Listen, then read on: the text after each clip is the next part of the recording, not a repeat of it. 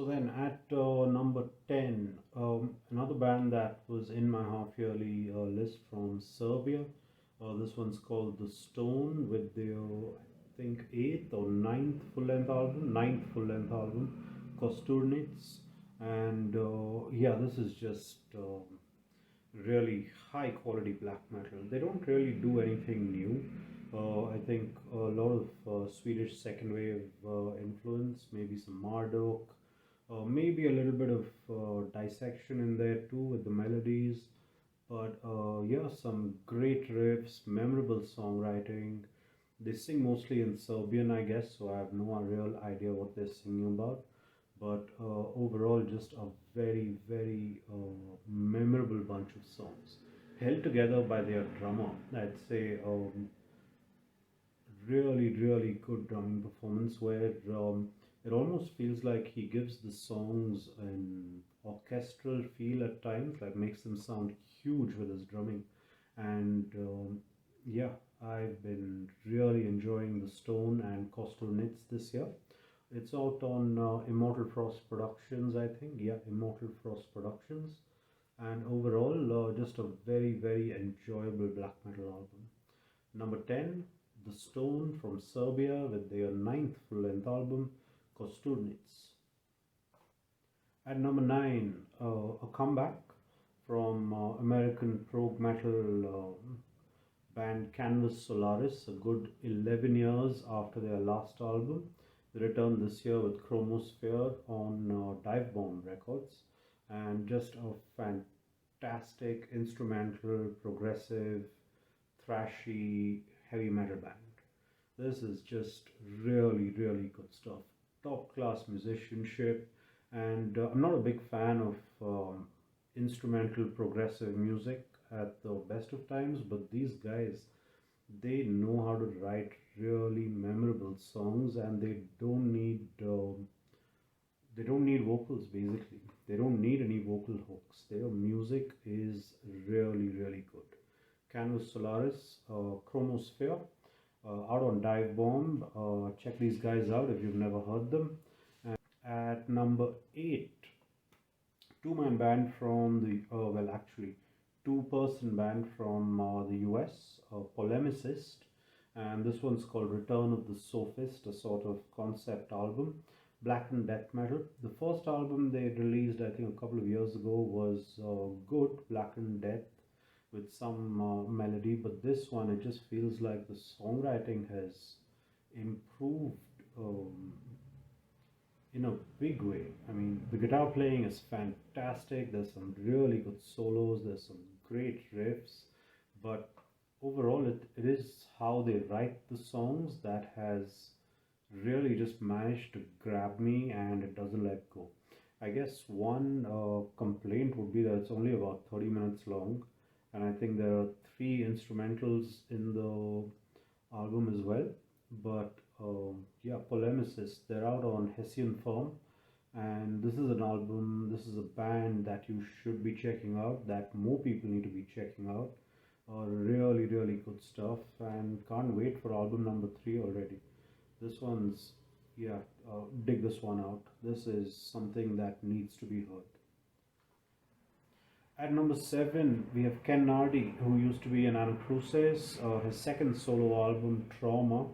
And yeah, I just love this. It's about, I think, 90 minutes, if not a little more.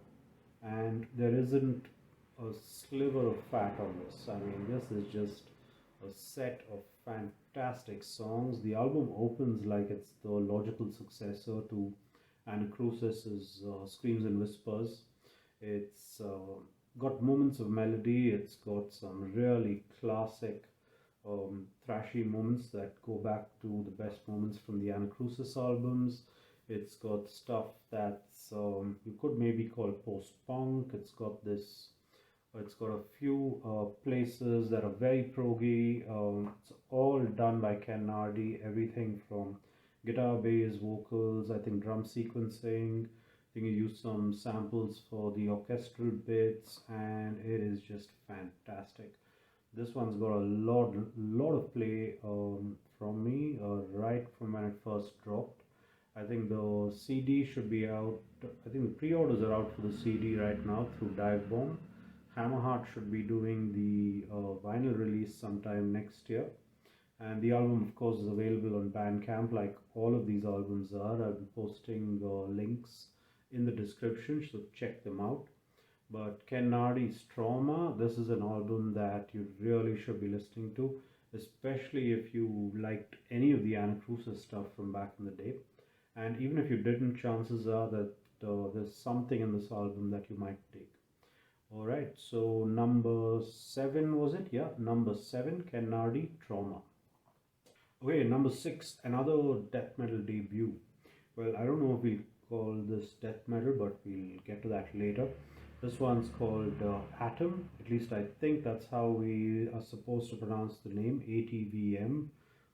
First full-length album, Famine, Putrid, and fucking endless. It was initially released independently by the band, although now they've signed on to Transcending Obscurity, and this is fantastic. It gets lumped into the technical death metal genre or box, but that might just be because of the vocals, which are sort of like a deep growl, but the riffs, the melodies, it all feels very thrashy, very speed metalish even at times. And yeah, going by the music alone, there isn't really that much death metal in it, but it is beautifully constructed. I mean, these songs just, the songcraft, the songwriting here is phenomenal.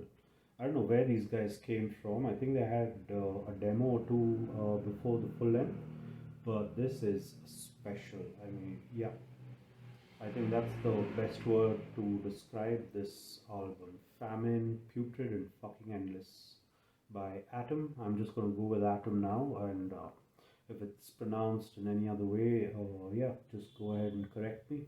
But this is an album. This is an album that you should really check out. It's on Bandcamp. I think CDs are still available through their Bandcamp page. And this is a band that I'm very interested in seeing what they come up with next. Terrific stuff. So coming into the top 5 now, at number 5, holdover from my half-yearly roundup from Finland, Ghastly. This is their third album, Mercurial Passages, out on $20 spin. And yeah, this album has just held my attention right through the year, you know, just top class, high quality death metal.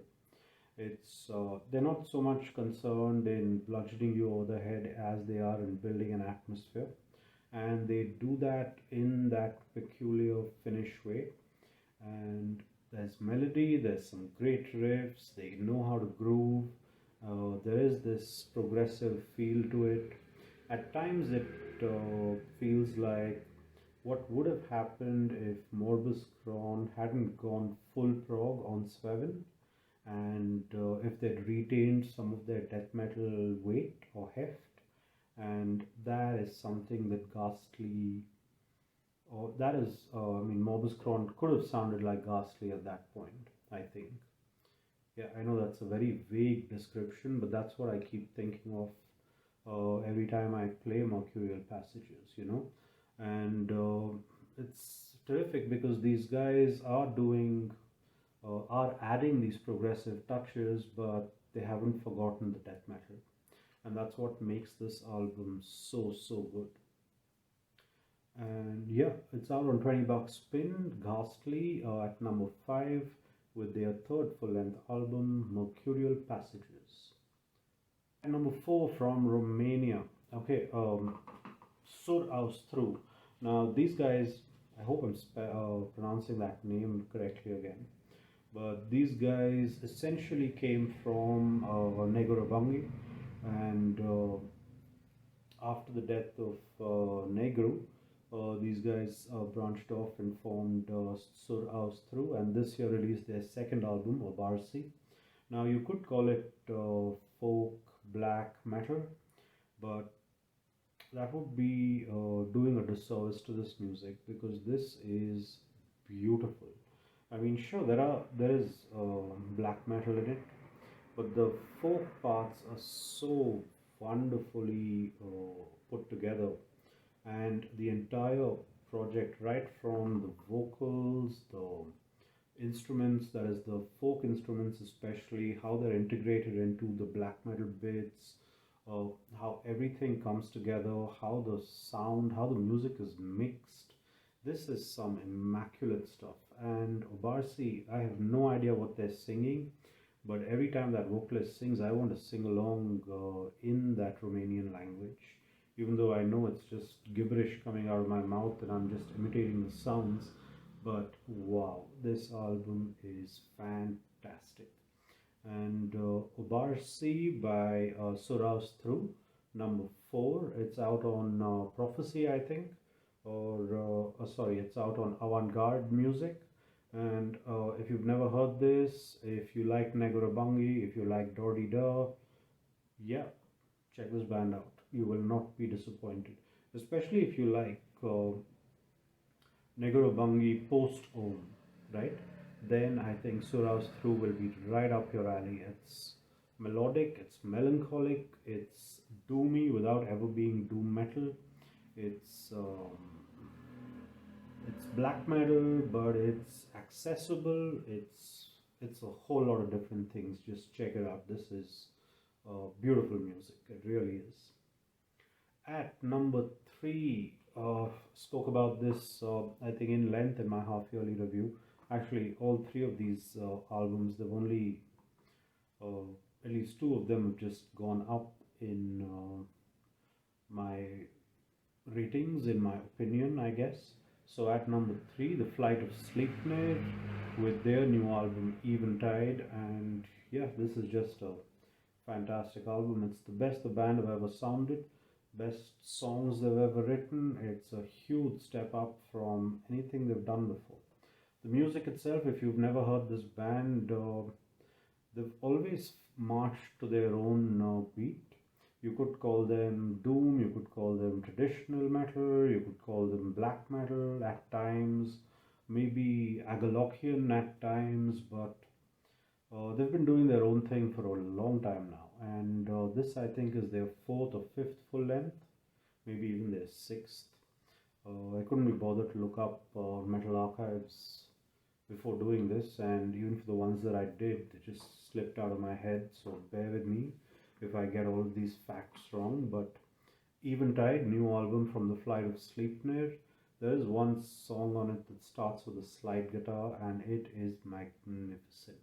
I mean, the melodies on this album are just wow. You know, they're the kind of melodies that creep up on you and get inside your head, and yeah, literally then you're just stuck with them floating around in your head for days. Eventide, I think it's out on Eisenwald, a German metal label. Check them out. They have great shipping. They ship to India, which is really, really cool. And yeah, check this and lovely packaging as well. I'll show that LP sometime in one of the coming videos. But The Flight of Sleipnir, Eventide, listen to this band. Really, really good stuff. At number 2, I would say Mefitis, Offscourings is at number 2. Absolutely fantastic album. And it took me a long while to wrap my head around this album, right? And at this stage, I think after having spent 6, 8, 10 months, however long it's been since the album came out, and I'm still not 100% wrapped around it, if you will. See, I'm forgetting how to speak as well. That's the effect this album has on me. And one of the common themes among all of the reviews that I read is descriptions of their music that are vague and terms that are like elusive. And I think one of the reasons for that is that there is no actual context for the music that these 2 guys from Mefitis have created in their second album. Their first album, Ember Dawn, was still, you could pick out their influences. There was a little bit of dissection, there was a sort of Finnish scope to their songwriting, maybe some Swedish black metal in there as well. And but with Offscourings, it's the song craft, if you will, how they write their songs, that might be coming from early At the Gates, particularly the first At the Gates album, maybe some Sentenced, maybe Adrimelech's Psychostasia, but the songs themselves and how they've shaped up, right, that is completely new.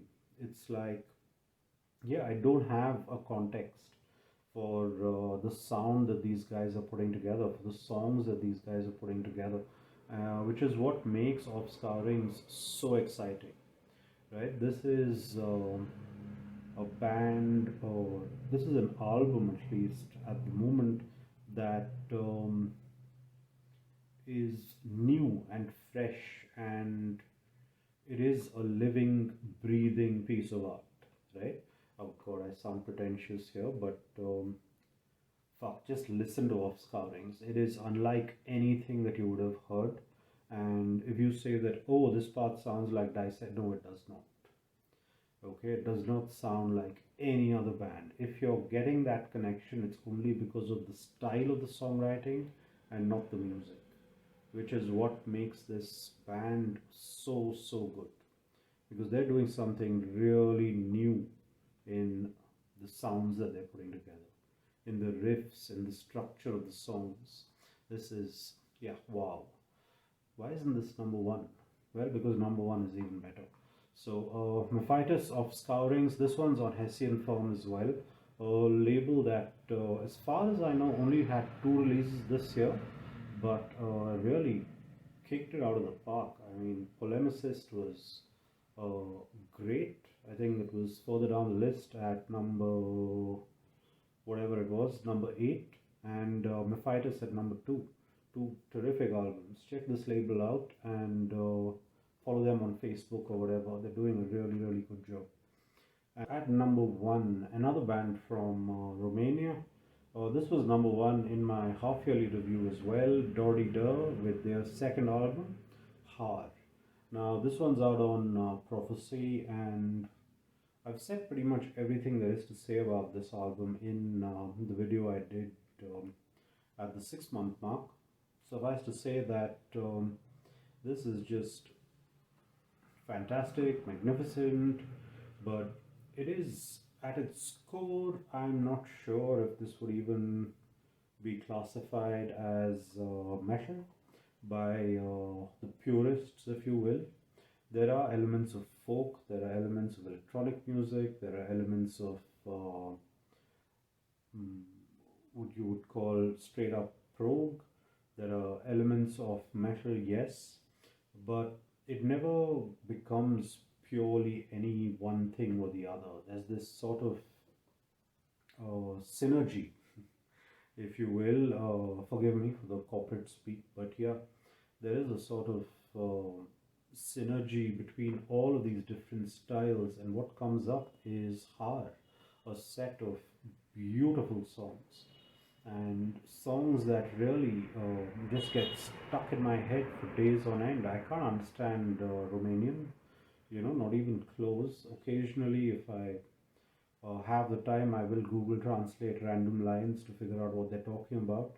But yeah, this Har is fantastic. It really, really blew my mind the first time I heard it, and it is still blowing my mind. It is a deeply layered album, and I think I said this in the last time I spoke about this album, but it just feels meticulous, where a whole lot of thought was put into how to put these songs together, how they should sound, how they should be mixed, and it all paid off.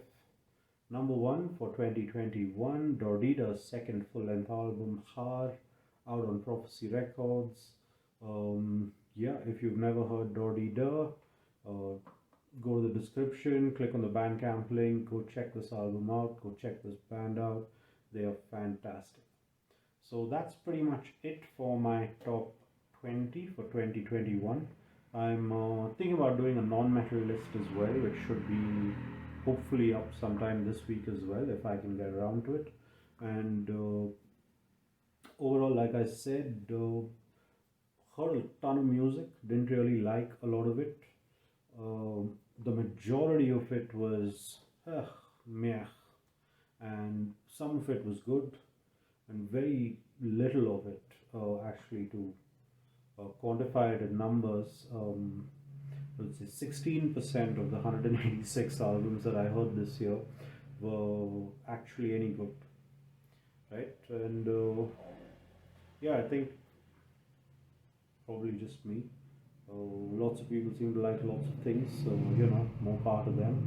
But yeah, these were the 20 albums, the 20 metal albums that I liked the most. And let me know in the comments what your favorites were. Long rambling video, so hopefully I'll make some timestamps for and go through each album individually. And hopefully I haven't spoken too much nonsense, and this video can be used. So yeah, if you're here till the end, like the video. Come on, you've stayed for a good 35 minutes. You should be able to like the video now. And subscribe to the channel if you haven't. Let me know in the comments what your favorite albums were. And yeah, have a good one. Stay safe. Stay metal. Cheers.